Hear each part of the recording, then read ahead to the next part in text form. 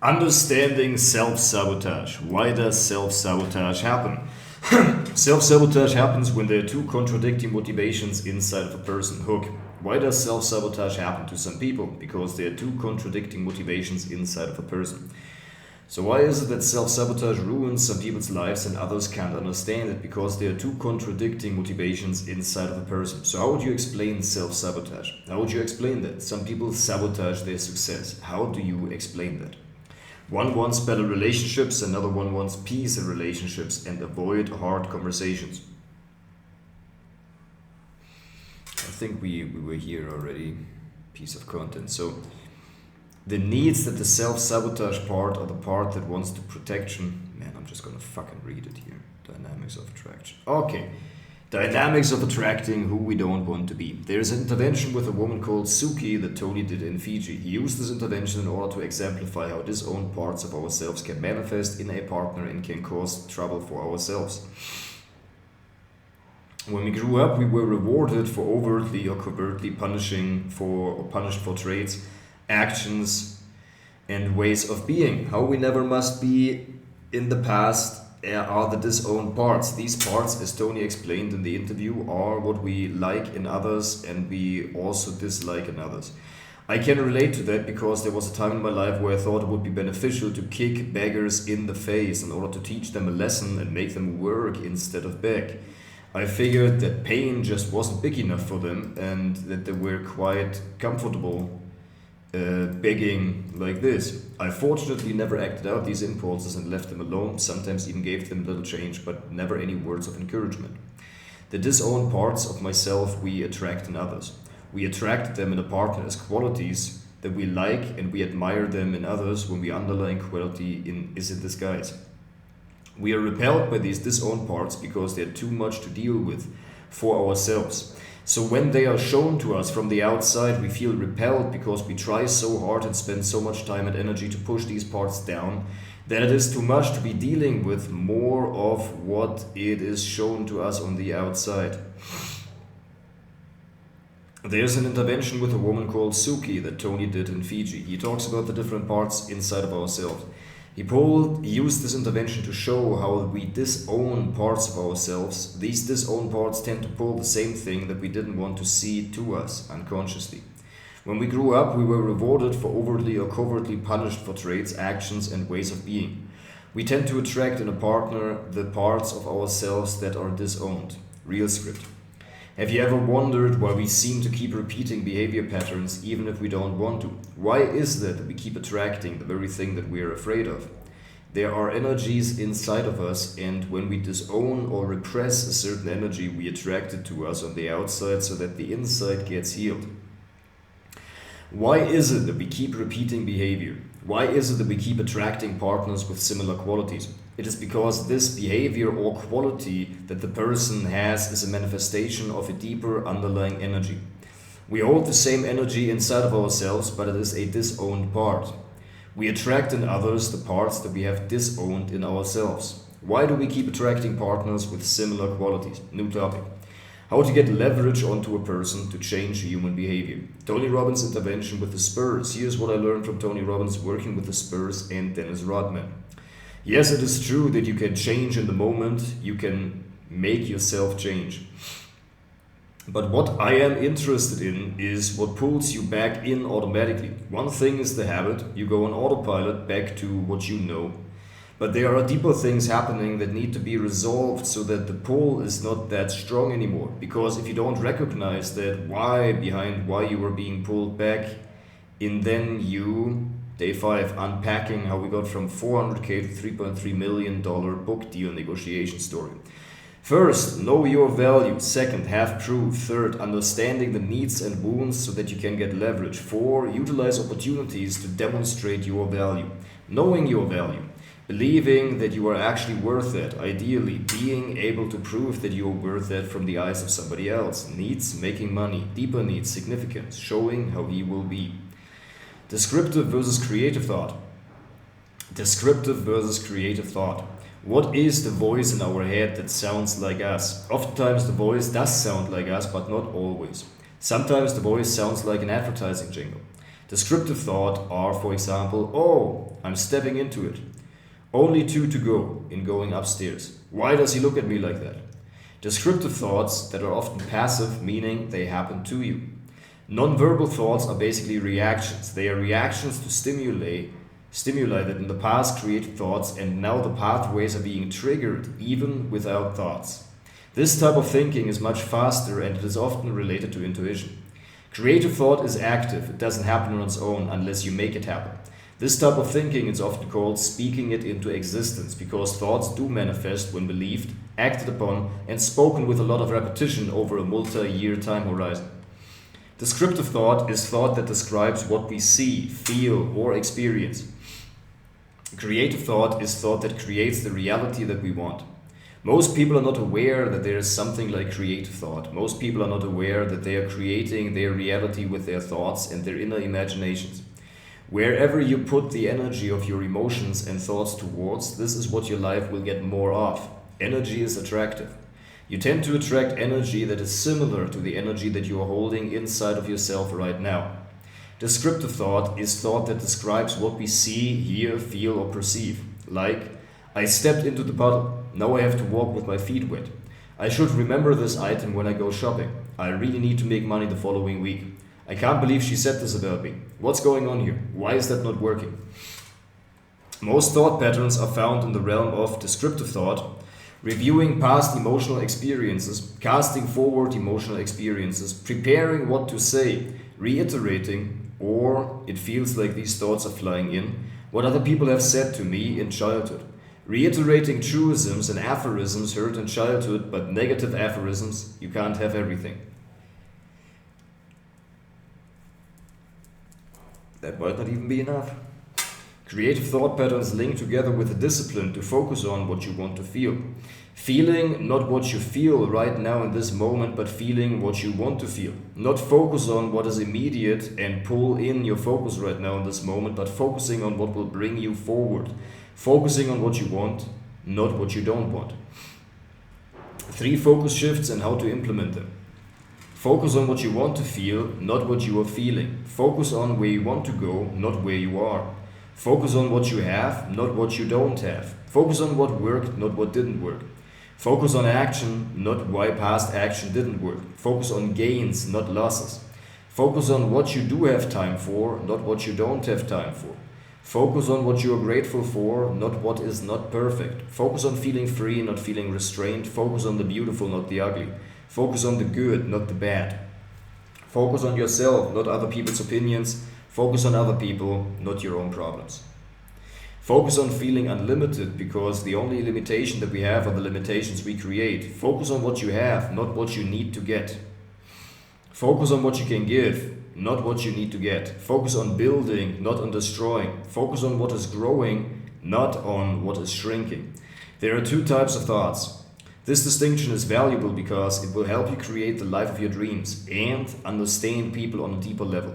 Descriptive thought and creative thought. Descriptive thought is describing to ourselves what we experience now. I stepped into the puddle. Now I have to walk with my feet wet. I need to remember getting this item when I go shopping. I really need to make money the following week. I can't believe she said this about me. What's going on here? Why is that not working? Creative thought. Not what are we experiencing, but what we want to experience. I am strong and authentic. Love is flowing out of me in avalanches of abundance. I am respected and liked because of my immaculate reputation. I make people laugh and smile. All of the answers and resources are inside of me and within reach.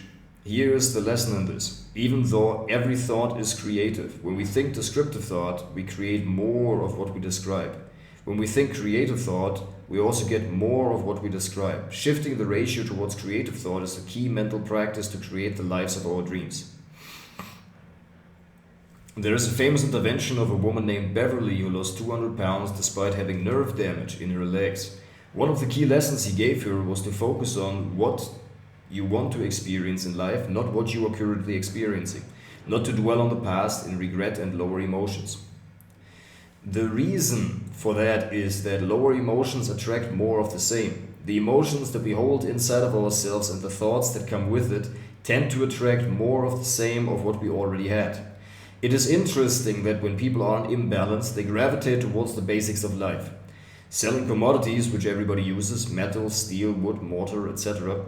When people are in a mindset of lack and poverty, they don't believe that they have an abundance of energy, creativity, and capability inside of them. If they did believe that, then it would still take some years for this belief to actualize. Because every immediate reward is detrimental, but long-term gains always involve delaying immediate reward, and they require trust that it is going to work. For people to trust these life mechanisms, it's important to have case studies of people who are just like them, who did these manifestation practices and have gotten the results that they wanted. How to not manifest your dream. How to make your dreams die. Do you like? Would you strangle a little girl like that? That is one of the questions Tony Robbins asked an obese woman named Beverly who proceeded to lose 200 pounds. What he meant was how she was treating herself. The key lesson was focusing on what she wants to experience and not what she is currently experiencing. The focus on the present made her feel bad and in turn comfort herself with food. Food equals feeling. When we feel bad long enough, we invariably start acting badly. When we feel good, we invariably start acting better if we consistently focus on it.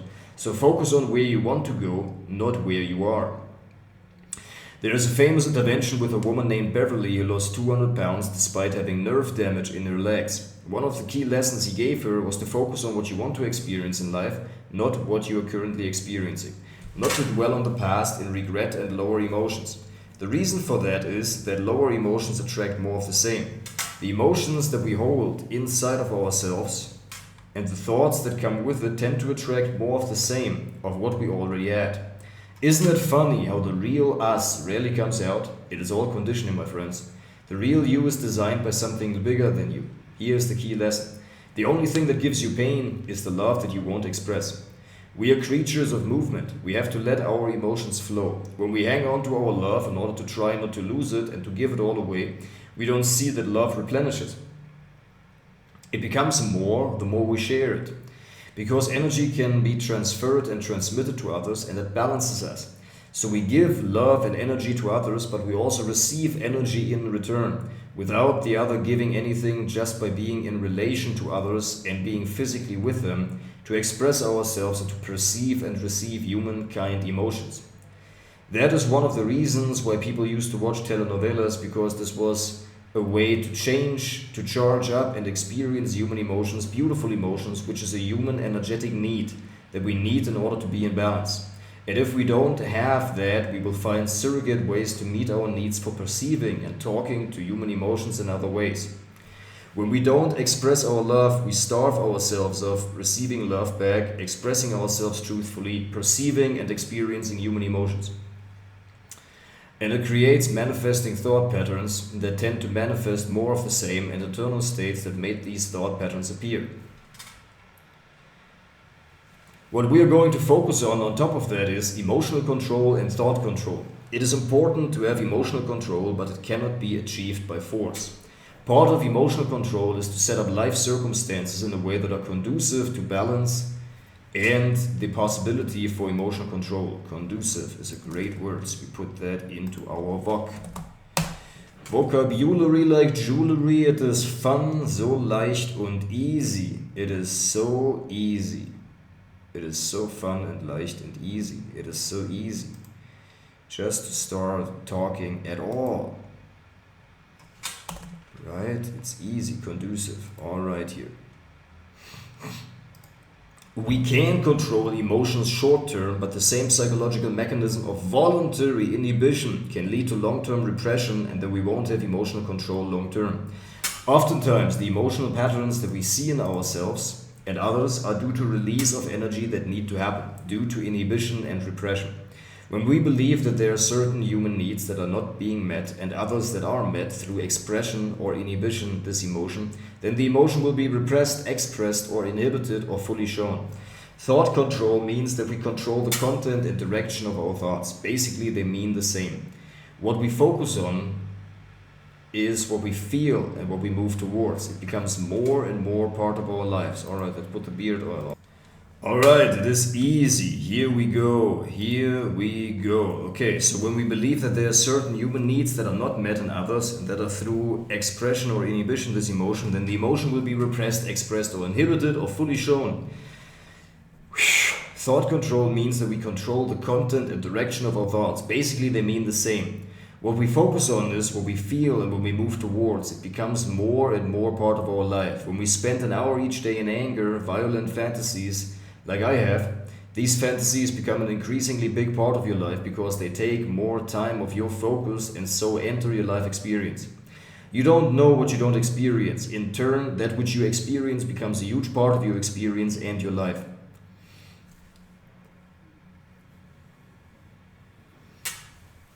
We need to learn to direct our focus towards what we want, not what we don't want. Where focus goes, energy flows, yet sometimes we cannot control our focus. So what do we do then? As many of you probably have experienced, you cannot always control where your mind wanders towards. Here's an explanation why. Deprived human needs call for attention and make your focus be drawn into it. When we have a need for love and connection deprived, whatever your nervous system remembers that filled the need in the past, either completely or partially, will be sought. So oftentimes you realize that you tend to have fantasies about things that fill these needs. These fantasies can either be direct or vague. Oftentimes a memory is being triggered, drawn to it. Oftentimes a memory is being triggered and it was something related to this memory that met a need, and your entire system becoming aware of the deprivation strives for homeostasis, which is balance. Biologically it strives for balance, but also psychologically. When there's an energetic imbalance in your system, your mind and body work together, conspire in a way to bring the system back into balance. You can think of it like a pendulum. Your body can swing back and forth and straight to the left and to the right around the center point called balance. But you can only go so far off until the forces of life, the pendulum, example gravity, will pull you back towards balance. And if you, through some inner imbalance, go too far into one side without making an effort to rebalance yourself, life will forcefully pull you towards balance, but because you have held yourself in the one side of the imbalance so forcefully and so long, it goes forcefully into the other direction. What are my articles all about? Decoding human behavior, understanding what you need to do for self-improvement and healing. I am helping business owners with inner cleanup to be more productive and work harder to get ahead and create a strong position for the future. Not blaming others takes courage. Not looking outside for your answers and solution takes more courage than most have. Running away and looking on the outside is easier than looking within, when you might not be able to work hard, although influencers tell you to, and how to fix it. The Zeigarnik effect. We remember information much better when in an open loop. Restaurant waiters remembered information much better when the order was still open. What prevents us from working hard? How to resolve inner conflicts to work harder. How to resolve inner conflicts is the work that you want to do. With this positioning, I am attracting top clients. Once I am working with people, I will have plenty of content to talk about. I am patient. I am okay with the fact that I might need another 6 months working for free to be good enough that people are asking me to help them. What have I gained respect for from the people in the group? Positivity, belief, friends and actions. Deep voice inflection. Talking, the action to show up every day and be on time. What are the problems that I have already solved for myself that I am solving for other people now? Starting to take the right actions. Psychological dynamics like the self-esteem dynamic, people. Life is much more simple and seems more simple the more I am in a higher energy and the more I am getting older. So meaningful work and having strong bonds with people and loving yourself. What are the things I have cleaned up in my life? Egoism. It is all about me. What are my articles all about? Positivity, belief, friends and actions. Psychological dynamics. What is the outcome of it? Making it easy, fast, pain-free. And I'm going towards being a healer and figuring out the human psyche. Making it about creating my conditions to work hard. Why do people suffer? Human suffering comes down to the conditions of well-being are not met. When humans are suffering, they are putting themselves into a position where their needs are not met. Now we can take this several different ways. Firstly, why are the needs there in the first place? Because the life is in imbalance. Life areas are out of balance. Life is balanced. It is like a pendulum that is swinging to the left and to the right and always coming back to the center point called balance. When you are out of balance for too long, you are forced by life to go back to balance, but because you had too much momentum in one direction, it will swing past the point of balance towards the other extreme. So how do we create balance that meets people's needs and gets them out of suffering? This was basically the Buddha's mission statement, stopping human suffering.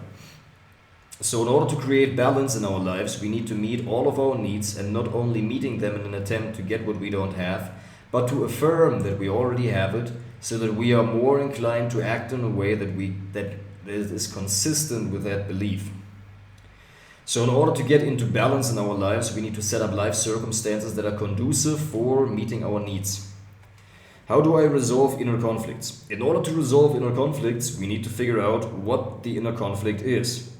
There can be an inner conflict between values. Values are states that we believe will get us to meet our human needs. Values are desired states that we have. When values are in conflict, for example, because we got conflicting messages from our parents, one parent told us one thing and another parent told us another thing and made us be a different way for different parents, then that can be the root cause of an inner conflict. Inner conflicts can be between what we do and what we believe is right and good. So this is an action conflict. There is a conflict between the action that we are taking, and oftentimes on autopilot or involuntarily, and believing that we need to take these actions in order to get what we need or to remain functioning as a human and to not fall apart. Oftentimes there are behaviors that we have learned in the past that are meeting our needs and get us what we want, soothe us, make us feel good, or give us relief. These inner conflicts are able to be resolved easily by simply bringing life into balance, so that the behavior that is unwanted by that we believe that we need to do in order to be well, feel well, and get relief or keep functioning. One self-talk shift that has helped me. Shifting from saying to myself, I got to I am. I gotta call John back. Instead, I am calling John back. And you can add, I am calling John back. I am a masterful. Okay, a little bit more. Let's go forward here. Feeling better about calling John back. More likely to make back the 2 minutes of time investment on the call, because I'm feeling more likely to get the outcome faster and to feel better making an ask. Because I feel better about my own attitude towards John, and I bring value to John because he feels valued. Self-talk isn't just casual chatter. It is what directs our focus, changes our emotions, affects our actions, and in so doing defines the trajectory of our lives.